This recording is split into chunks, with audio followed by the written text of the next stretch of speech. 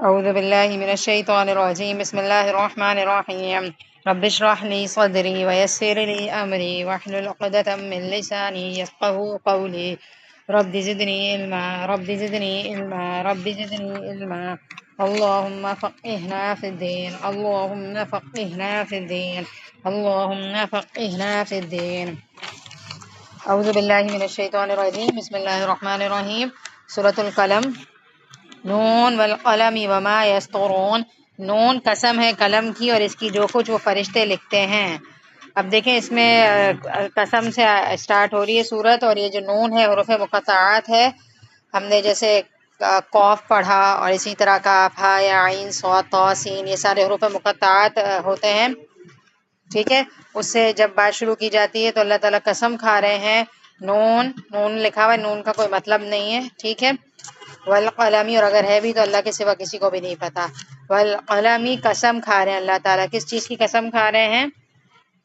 قلم کی قسم کھا رہے ہیں. ایک بہت نئی سی قسم آ رہی ہے. اس سے پہلے اگر آپ دیکھیں قرآن میں اما پارے میں دیکھیں تو آسمانوں کی بہت قسم کھائی گئی ہے، اسی طرح سمندر کی کھائی گئی ہے، زمین کی کھائی گئی ہے، بہت ساری چیزوں کی کھائی گئی ہے. لیکن قلم کی قسم قرآن میں صرف ایک ہی جگہ پر کھائی گئی ہے، اور اس سورت کا نام بھی اسی مناسبت سے سورۃ القلم ہے. تو اب ہم سوچیں گے کہ کیوں قلم کی قسم کھائی جا رہی ہے. شاید ہمارا دھیان اس طرف جائے نہیں، لہٰذا ہم پڑھ رہے ہیں تو ہمیں اس کی ڈیٹیل میں جانا پڑے گا.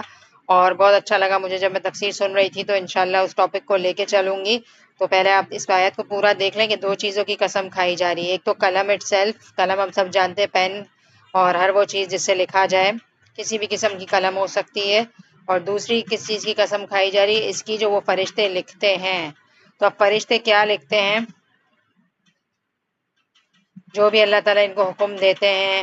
اور اسی طرح اگر ہم دیکھیں لوح محفوظ میں انسان کے اعمال لکھے جا رہے ہیں، یا بہت ساری چیزیں تقدیریں لکھی جا رہی ہیں. اسپیشلی تقدیر لکھنے کی طرف اس میں اشارہ ہے، کیونکہ اللہ تعالیٰ نے جب اس دنیا کو بنایا تھا تو قلم کو حکم دیا تھا کہ جو بھی ہونے والا ہے نا دنیا میں وہ لکھ دو. تو قلم نے کیا کیا تھا؟ ہر چیز جو دنیا کے سٹارٹنگ سے لے کر اینڈ تک ہونے والی تھی ہر چیز لکھ دی تھی. ٹھیک ہے، تو اس سے مراد وہ خاص قلم کی طرف بھی اشارہ ہے جسے اللہ تعالیٰ نے سب سے پہلے پیدا کیا اور اسے تقدیر لکھنے کا حکم دیا. تو اسپیشلی اس چیز کی طرف اشارہ کیا جا رہا ہے. اور اگر ہم عام معنی لیں گے تو ہمارے دور میں ہم سے بھی مراد ہے کہ کوئی بھی قلم اور کچھ بھی لکھنے والا انسان. ٹھیک ہے، لیکن ہم نے شاید اس چیز کی طرف کبھی اتنا زیادہ غور نہیں کیا ہوگا کہ قلم کی اتنی امپورٹنس ہے اللہ کے نزدیک کہ اللہ تعالیٰ نے باقاعدہ اس کی قسم ہی کھا لی اور پوری ایک صورت ہی نازل کر دی. اور دوسرا ہمیں یہ کہا جا رہا ہے کہ ہماری جو بھی قلمیں ہمارا کام کر رہی ہیں تو جو کچھ لکھ رہی ہیں وہ ہم دیکھیں کہ ہم کیا لکھتے ہیں. کیونکہ ہمیں پتہ ہونا چاہیے کہ ہمارے ہاتھ سے جو چیز لکھی ہوئی رہ جاتی ہے تو وہ کل قیامت کے دن نامہ اعمال میں تولی بھی جائے گی. وہ کہتے ہیں نا کہ شہید کا خون اور طالب علم کی سیاہی کو تولا جائے گا. ہم امیجن کر سکتے ہیں کہ ہم جو لکھ رہے ہوتے ہیں اس کی جو انک ہے اس کو بھی کل قیامت کے دن تولا جائے گا. ایون کہ اللہ کے راستے میں جہاد فی سبیل اللہ کے لیے جو گھوڑا بھی تیار کیا جاتا ہے نا، تو اس کا احادیث کی روح سے آتا ہے. مفہوم یہ ہے کہ اس کا پیشاب تک تولا جائے گا، کیونکہ وہ اللہ کے راستے میں نکلا تھکا اور کس حد تک بات آ رہی ہے.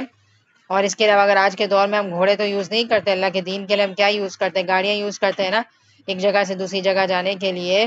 تو وہ گاڑیاں بھی کیا ہوں گی؟ گاڑیوں کا پیٹرول تک تولا جائے گا. اللہ تعالیٰ تو ہر چیز پر قادر ہے. ہمارا دھیان نہیں جاتا اتنی چھوٹی چھوٹی باریکیوں کی طرف کہ کل ہمارا قیامت کے دن ہم نے کن کن چیزوں کا حساب ہم سے لیا جائے گا. لیکن بہت باریکی کے ساتھ حساب ہوگا، کیونکہ اللہ تعالیٰ باریک بین ہے. تو اس آیت کی روح سے ایک تو سیدھا سیدھا معنی یہ لیں گے کہ وہ خاص قلم جس سے انسانوں کی تقدیریں لکھی گئی ہیں اس کی طرف اشارہ ہے. اور دوسرا اگر ہم اس کو اپنے لے لیں گے تو میں نے آپ کو بتایا کہ ہمارے ہاتھ سے جو بھی نیکی کی بات لکھی جائے گی وہ قیامت کے دن تولی جائے گی، اور اچھا یا برا لکھنا ہمارے لیے صدقہ یا جاریہ یا گناہ جاریہ ہو جائے گا.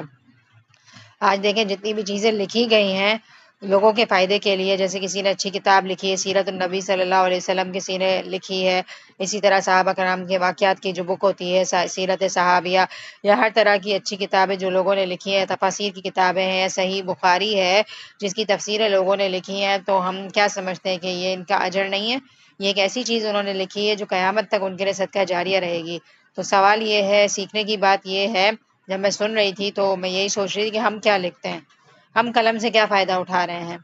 ایک وقت تھا جب ہم لوگ یہ سورت پڑھتے تھے اور الحمدللہ کلاس روم میں بیٹھے ہوئے ہوتے تھے اور تفسیریں کروا رہی ہوتی تھی ہماری ٹیچر، اور ہم بہت ڈیٹیل تفسیریں لکھتے تھے اور پیپرز دیتے تھے، اور یہ سلسلہ چلتا رہتا تھا تو بہت خوشی ہوتی تھی. لیکن آج واقعی مجھے جب نئی نئی آیت پڑھی تو سیریسلی افسوس کے ساتھ کہنا پڑ رہا ہے کہ کافی ٹائم سے قرآن کے حوالے سے کچھ بھی نہیں لکھا میں نے. اور پہلے جب میں تفسیر پڑھاتی تھی تو بالکل نئی نئی تھی تو کچھ پوائنٹس مجھے یاد نہیں رہتے تھے تو میں لکھ لیا کرتی تھی. تفسیر سے پہلے باقاعدہ پراپر بیٹھتی تھی، ایک رجسٹر لیتی تھی اور اس میں ہر چیز کے مطلب اور لکھتی تھی اور بہت ڈیٹیل میں تفسیر کراتی تھی. لیکن اب ایسا ہو گیا، اللہ معاف کرے، آن لائن کلاس ایک تو ہو گئی اور اوپر سے لوگ بھی بہت کم انٹرسٹ شو کر رہے ہیں، کبھی کوئی آ رہا ہے کبھی کوئی نہیں آ رہا. عجیب سی ایک کلاس جا رہی ہے تو جس کی وجہ سے شاید میں بہت زیادہ تیاری نہیں کر رہی ہوتی، اور اسپیشلی قلم اٹھا کر تو تیاری نہیں کر رہی ہوتی کہ بہت ڈیٹیل میں لکھوں. ہاں تھوڑا تفسیر جو میرے پاس ہے اس کو تھوڑا سا ہائی لائٹ کر لیتی ہوں یا بریکٹس بنا لیتی ہوں کہ یہ والی بات مجھے ڈسکس کرنی ہے، یہ ڈسکس نہیں کرنی ہے. اتنا کم ہو گیا ہے تو ہم تو کچھ بھی نہیں کر رہے ہیں. لہٰذا آپ جب میری تفسیر سن رہے ہیں تو اپنا انٹرسٹ قائم کرنے کے لیے اور زیادہ لرن کرنے کے لیے ایک کاپی لے کر بیٹھ سکتے. قرآن مجھے امید ہے آپ لے کر بیٹھتے ہوں گے، اور ہو سکتا ہے کچھ لوگ قرآن بھی نہیں لے کر بیٹھتے ہو. قرآن لے کر بیٹھیں تاکہ گہرائی میں بات سمجھ آئے، اور ساتھ پینسل کا بھی استعمال کریں تاکہ ایک نظر آپ پوائنٹس اپنے ذہن میں رکھیں تو آپ کا قرآن پکا ہو جائے گا. اتنا پکا ہو جائے گا کہ جب کبھی کوئی چیز کی تلاوت کی جا رہی ہوگی تو آپ کو سمجھ آنے لگیں گی آیتیں. وقتی طور پر 1 گھنٹے کی کلاس لے لینا اور بس ایسے ہی لیٹے ہوئے یا بالکل بے دھیانی میں لے لینا، اس کی وہ بات نہیں ہوتی. جو انسان ہے نا لکھ کر سیکھتا ہے نا، طالب علم، وہ بغیر لکھے نہیں سیکھتا. اور اب آپ دیکھیں کہ لکھنے کا مرحلہ بھی کتنا مشکل ہوتا ہے. اگر نرسری کے بچوں کو ہم لے لیں، 3 سال کے بچے کو ہم سب سے پہلے پینسل دیتے ہیں، پھر اس کو پکڑنا سکھاتے ہیں، پھر اس کو چھوٹے چھوٹے حرف الگ الگ سکھاتے ہیں، پھر 2 حرفی الفاظ سکھاتے ہیں، پھر 3 حرفی الفاظ سکھاتے ہیں. جب استاذہ کہہ رہی تھی تو میں یہی سوچ رہی تھی واقعی لکھانا ایک بہت مشکل مرحلہ ہے.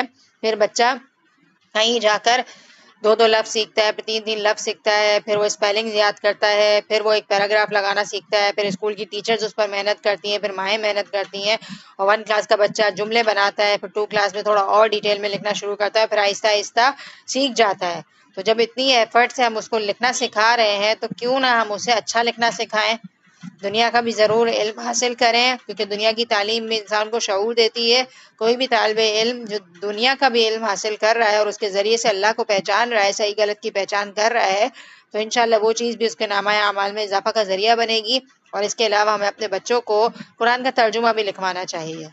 جب ہم دوسری چیزیں لکھوا سکتے ہیں تو قرآن کا ترجمہ بھی ہم لکھوائیں. کوئی بھی ایک سورت جو بچہ یاد کر رہا ہے، ساتھ ساتھ تھوڑا سا ٹائم نکال کے اس بہانے ان کی اردو بھی اچھی ہو جائے گی، اور چاہے تو انگلش ٹرانسلیشن بھی کروائیں تاکہ کیا ہو، یہ کار خیر ہو. کل قیامت کے دن یہ ساری چیزیں ہمارے نامہ اعمال میں تولی جائیں گی.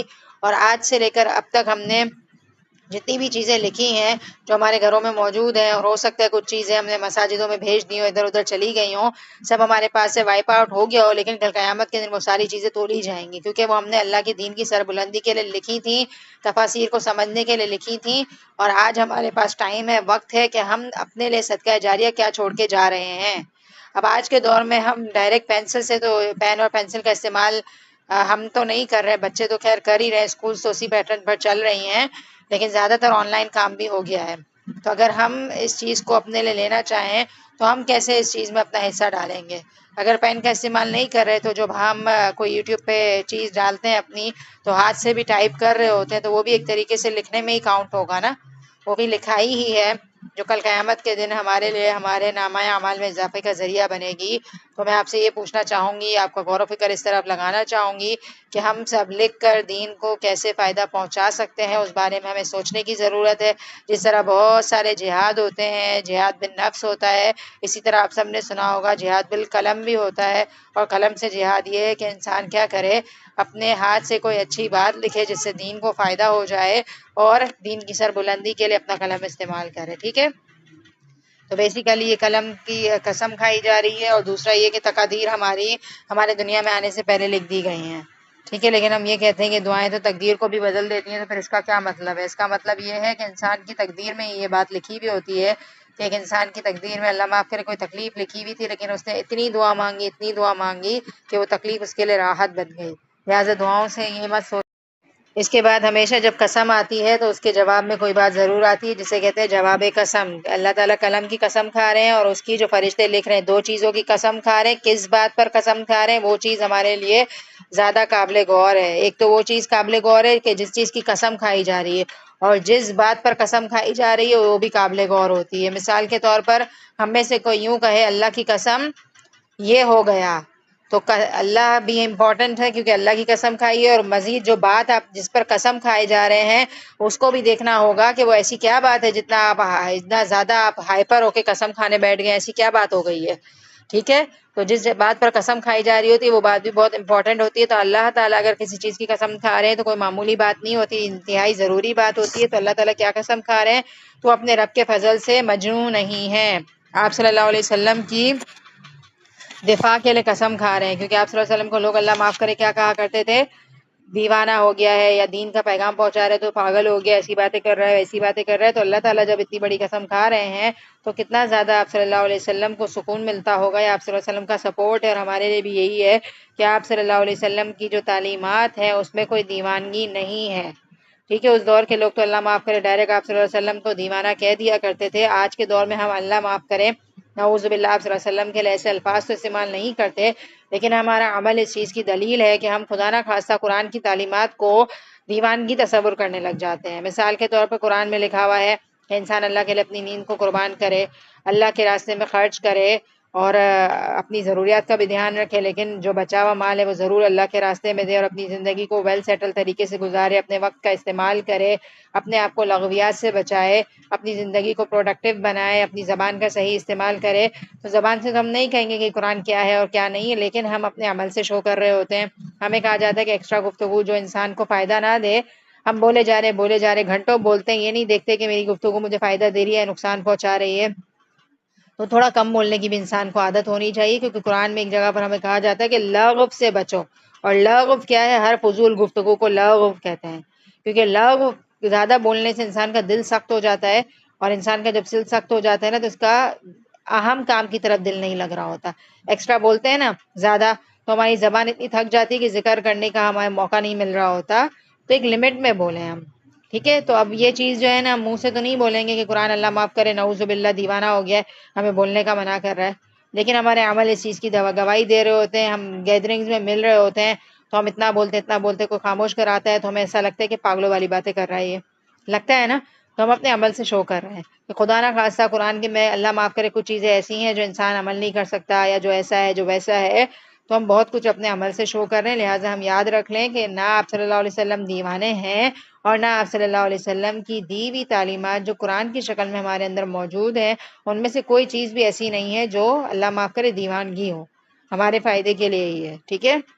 تو جو انسان اپنے آپ کو بامقصد بناتا ہے وہ ہر چیز کو بامقصد بناتا ہے، اس کی گفتگو بھی مقصد ہوتی ہے، وہ بولتے ہوئے بھی دھیان رکھ رہا ہوتا ہے۔ وَإِنَّ لَكَ لَأَجْرًا غَيْرَ مَمْنُونٍ، اور بے شک تیرے لیے بے انتہا اجر ہے۔ کس چیز میں اجر ہے؟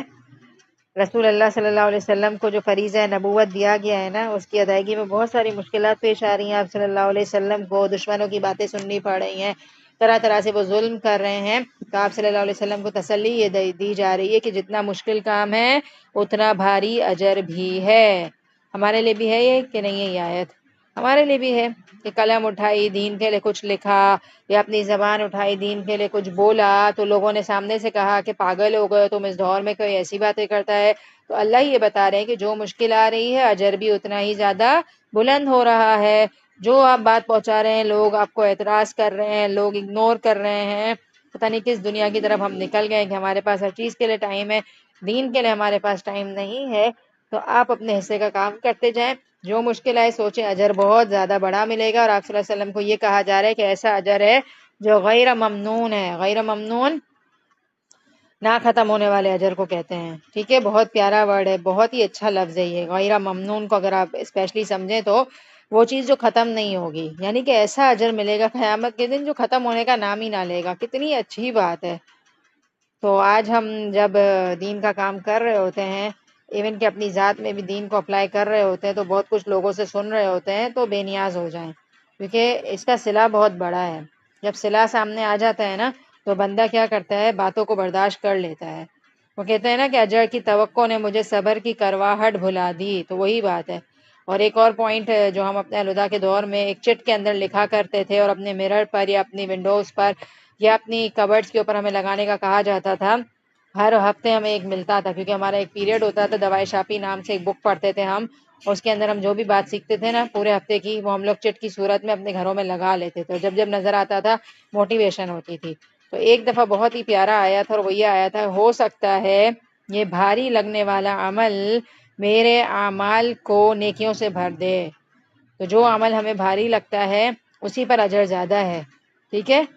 دیکھیں کچھ چیزیں ہوتی ہیں انسان کی زندگی میں اپ اینڈ ڈاؤن، لیکن کوئی چیز اگر بہت تکلیف دہ آ جائے تو انسان اس پر اگر صبر کر لے، یہ ایک نعمت ہے جو انسان کو چاہیے اور مل نہیں رہی ہے، اور اس کے لیے دعا کرتا رہے، تو بظاہر انسان مایوس ہو جاتا ہے اور کہتا ہے کب تک دعا مانگوں، تو یہ سوچیے کہ ہو سکتا ہے یہ دعائیں ہمارے نجات کے لیے کافی ہو جائیں۔ کل قیامت کے دن اللہ تعالیٰ کو کوئی عمل پسند آئے یا نہ آئے، بس اللہ تعالیٰ اس وجہ سے ہماری بخشش کر دیں کہ ہم نے دعا بڑی مانگی تھی۔ تو وہ کہتے ہیں نا کہ قیامت کے دن انسان دعاؤں کی جو نہیں قبول ہوئی ہیں ان کا اجر دیکھ لے گا نا، جس کے لیے اس نے آنسو بہائے ہیں یا ہاتھ پھیلائے اور وہ قبول نہیں ہو پائیں، تو انسان یہ حسرت کرے گا کہ کاش دنیا میں میری کوئی دعا بھی قبول نہیں ہوئی ہوتی۔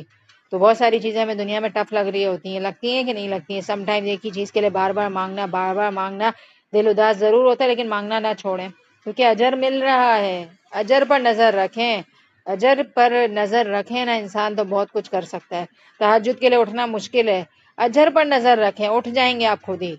تو ملنے پر جب انسان نظر رکھتا ہے تو جو کام وہ کر رہا ہوتا ہے وہ اس کے لیے آسان ہو جاتا ہے کہ نہیں ہو جاتا۔ واقعی میں آپ کو پڑھا رہی ہوں تو مجھے فیل ہو رہا ہے کہ ہم اجر کی توقع نہیں رکھتے، تبھی ہمارے لیے چیزیں مشکل ہو گئی ہیں۔ ٹائم پر نماز پڑھنا مشکل بہت لگتا ہے، لیکن اذان کے ساتھ وضو کی طرف دوڑ جائیں اور مصلی پہ کھڑے ہو جائیں، ٹف لگے گا لیکن اجر پر نظر رکھیں۔ اور ویسے بھی جو انسان جتنا زیادہ اللہ کی طرف بھاگتا ہے نا وہ مقرب ہو جاتا ہے۔ والسابقون السابقون اولئک المقربون۔ مجھے یاد ہے جب سورہ واقعہ میں نے پڑھائی تھی تو میں نے یہ کہا تھا کہ جو لوگ نیکیوں میں بھاگ رہے ہوتے ہیں وہ اللہ کے قریب ہو جاتے ہیں، اور جب میں یہ آیت پڑھاتی ہوں تو بہت موٹیویشن ہوتی ہے، اور مجھے یاد ہے اچھے طریقے سے کہ پھر نمازیں بھی ٹائم پر ہونے لگ جاتی ہیں۔ ظہر بھی میں نے اسپیشلی پھر تیز کر دی تھی، فوراً پڑھنے کی کوشش کی تھی اذان کے ساتھ کھڑے ہونے کی، لیکن پھر وہی اللہ معاف کرے تھوڑے دن پڑھا پھر بھول گئے۔ تو آج میں واپس ریمائنڈر دے رہی ہوں کہ جتنا زیادہ اللہ کے راستے میں بھاگیں گے اتنا اللہ کے قریب ہو جائیں گے، کیونکہ دیکھیں ہم ڈیلے کر کے پہنچ رہے ہیں، عشاء کو لیٹ کر رہے ہیں، لیکن کچھ تو اللہ کے نیک بندے نا جو ہم سے پہلے پہنچ گئے، اور جو ایسی بات ہے جو بازی لے گیا وہ تو پھر ونر ہی ہوتا ہے نا، اور جو پیچھے رہ جاتا ہے وہ پیچھے رہ جانے والا ہے۔ وہ کہتے ہیں نا کہ سابقون السابقون، سبقت لے جانے والے تو سبقت لے جانے والے ہیں، سیدھے ہاتھ والے تو سیدھے ہاتھ والے ہیں، دائیں ہاتھ والے تو دائیں ہاتھ والے ہیں، بائیں ہاتھ والے تو بائیں ہاتھ والے ہیں، اسی طرح واقعہ میں آتا ہے نا۔ تو بہت ہی پیاری آیت ہے، وَإِنَّ لَكَ لَأَجْرًا غَيْرَ مَمْنُونٍ۔ یاد رکھیں بس کوئی بھی پریشانی ہے، وَإِنَّ لَكَ لَأَجْرًا غَيْرَ مَمْنُونٍ، یاد دلائیں اپنے آپ۔